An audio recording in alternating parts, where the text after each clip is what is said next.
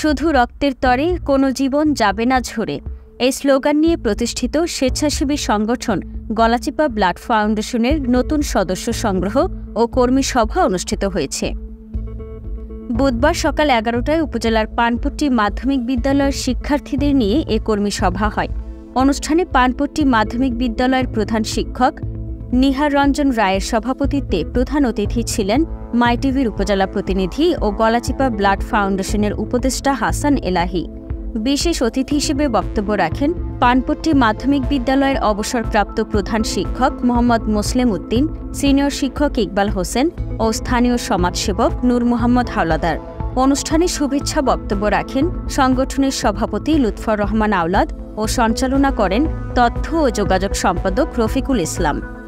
এছাড়াও অনুষ্ঠানে উপস্থিত ছিলেন সংগঠনের বিভিন্ন পর্যায়ের সদস্য ও গণমাধ্যম কর্মী জসিম উদ্দিন, মিঠুন চন্দ্র পাল, সাব্বির আহমেদ ইমন, মাজহারুল ইসলাম মলি, আরিফিন লিমন সহ ব্লাড ফাউন্ডেশনের সাধারণ সম্পাদক রুমা ইসলাম। এ সময় বক্তারা শিক্ষার্থীদের গলাচিপা ব্লাড ফাউন্ডেশনের সদস্য হওয়ার আহ্বান জানান।